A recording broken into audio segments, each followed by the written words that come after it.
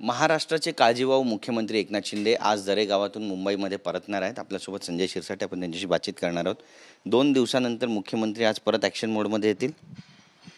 मुख्यमंत्र्याची तब्येत कशी याची आम्हाला काळजी आहे। ॲक्शन मोडमध्ये येतील, काय निर्णय घेतील या नंतरचे विषय आहेत। परंतु काल त्यांच्याकडे डॉक्टरांनी जाऊन तपासणी केली, त्यांचं टेम्परेचर जवळपास 105 पर्यंत होतं। म्हणून आम्ही त्यांची काळजी करतो। सत्तेचं समीकरण आता सर्व बसलेलं आहे। काल त्याबाबतची घोषणाही झालेली आहे आणि मला वाटतं 5 तारखेला शपथविधी आहे। आज मुख्यमंत्री आल्यानंतर आराम करतील। उद्या कदाचित आमच्या सर्व आमदारांची एक बैठक बोलवली जाईल आणि त्यामध्ये आमचा असलेला ॲक्शन प्लॅन हा ते सांगतील।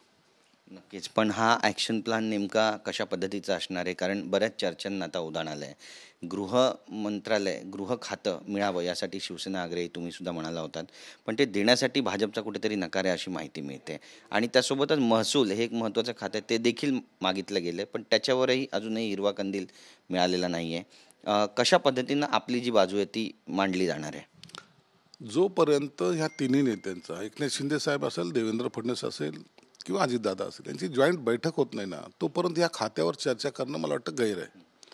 हे तिन्ही नेते एकत्र बसतील आणि खातं वाटप हे होईल। म्हणून कोणतं खातं आज आमच्याकडे आहे, कोणतं नाही आहे, कुणाला नकार दिला, कुणाला होकार दिला आहे, या सगळ्या प्रश्नाची उत्तरं तुम्हाला त्यांच्या तिघांची बैठक झाल्यानंतर ते स्वतःच जाहीर करतील। एक कन्फ्युजिंग स्टेट पुन्हा एकदा तयार होतं यामध्ये, कारण असं बोललं जात आहे की मुख्यमंत्री पदाचा जो दावा आहे तो शिवसेनेनं अद्यापही सोडलेला नाही, आमचा दावा कायम आहे। पुन्हा एकदा एकनाथ शिंदेच यावे अशी इच्छा सर्व शिवसैनिकांची, असं वारंवार नेत्यांशी बोलताना देखील जाणवतं। तुम्ही सुद्धा ती भावना व्यक्त केली आहे। यानंतर गृह खातं किंवा मग महसूल हे तरी ॲटलिस्ट मिळावं अशी पण एक भूमिका त्या ठिकाणी मांडली जाते।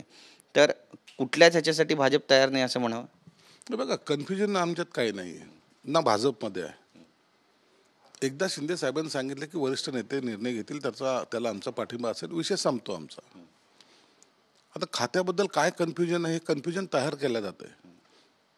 शिंदे साहेब जेव्हा समोरासमोर बसतील आणि एक निर्णय घेतील, त्या निर्णयाशी देवेंद्र फडणवीस असेल, अजितदादा असेल, त्यांचा सहभाग असणार आहे। म्हणून कन्फ्युजन कुठलंही नाही।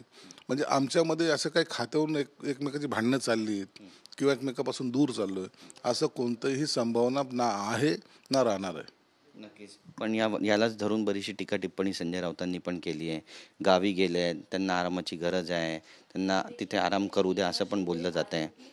कसं करणार? संजय राऊतला काही नाही, माणुसकी नावाची वस्तू त्याच्याकडे नाही आहे। ज्याला माणुसकी म्हणतात ना, ती त्यांच्याकडे शिल्लक नाही आहे। स्वतः ज्या जादूच्या टोण्याच्या चक्करमध्ये फसलेत ना, त्याच्यामुळं त्यांना आता माणसाची तब्येत ठीक नाही, त्यांच्याबद्दलची काळजी असण्यापेक्षा ते त्यांच्यावर काय जादूटोणा करावं यांचे ते प्रयत्न असतात। म्हणून या मूर्ख लोकांच्या नादी आम्ही लागत नाही। यांना संस्कृती नाही, संस्कार पण नाहीत। नक्कीच। कॅमेरा पर्सन आदिलचा गिरीश गायकवाड, TV9 मराठी, मुंबई।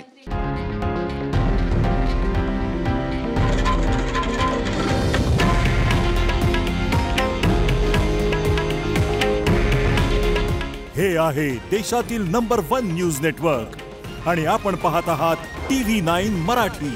काळजी तुमची, हित महाराष्ट्राचं।